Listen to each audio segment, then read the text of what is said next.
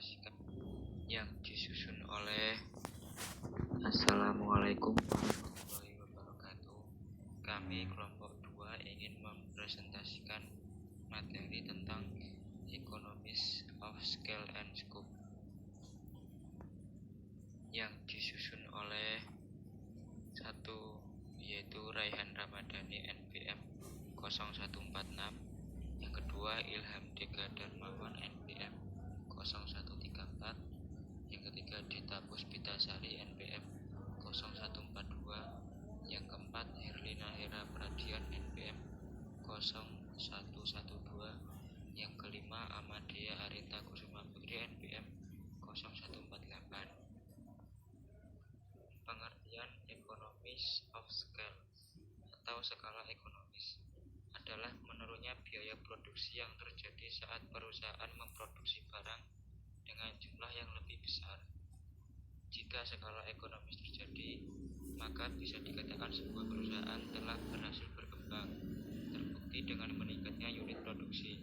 Tentu saja hal ini sangat menguntungkan bagi perusahaan yang bersangkutan. Tipe-tipe skala ekonomis. Yang pertama yaitu skala ekonomis internal. Skala ekonomis biasanya hanya bisa diraih oleh perusahaan besar. Mereka biasanya membeli bahan baku dalam partai besar untuk mendapatkan harga yang murah. Kemudian ada skala ekonomis eksternal.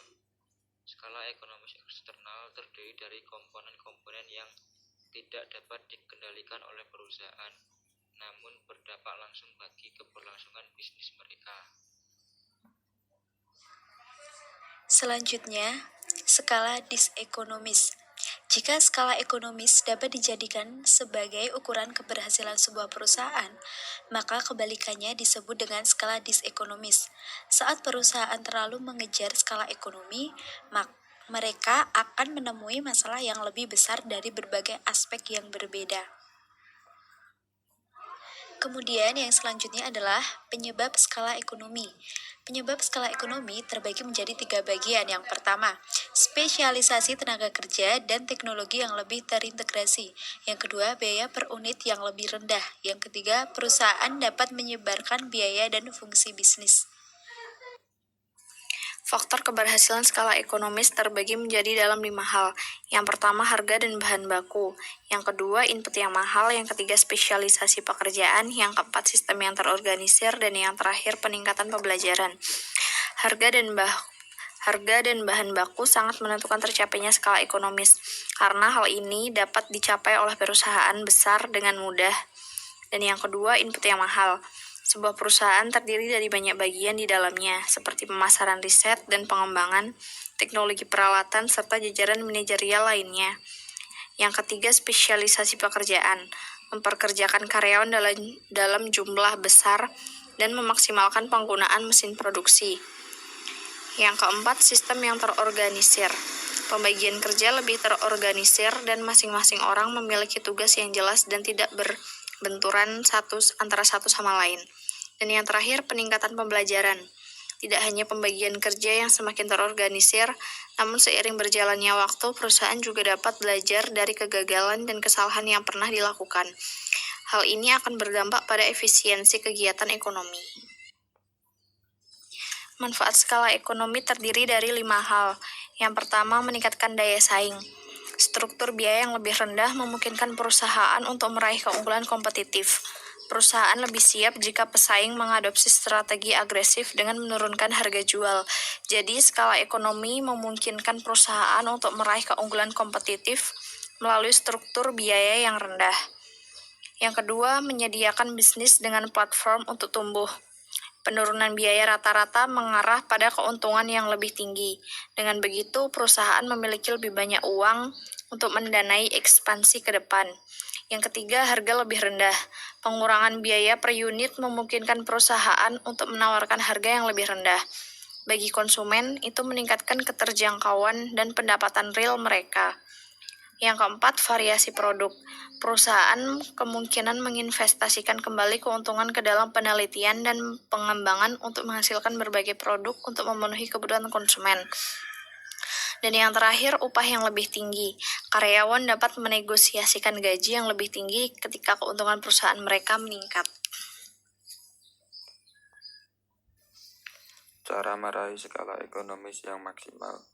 Agar perusahaan dapat memaksimalkan keuntungan dari skala ekonomis, mereka perlu memahami konsep secara lebih spesifik dan mendalam. Pada setiap keputusan yang diambil, perusahaan harus memperhitungkan dampak pada efisiensi mereka. Analisis dilakukan pada setiap faktor yang mungkin mempengaruhi sehingga mereka bisa menghindari terjadinya skala disekonomis.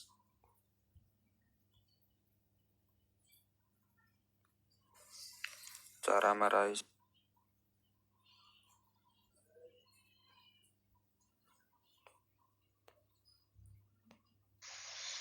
Yang selanjutnya adalah economic of scope. Economic of scope maksudnya adalah apabila perusahaan menghasilkan beragam jenis output, maka biaya rata-rata, biaya produksinya akan semakin kecil. Yang kedua adalah perbedaan antara skala ekonomi dan economic of scope.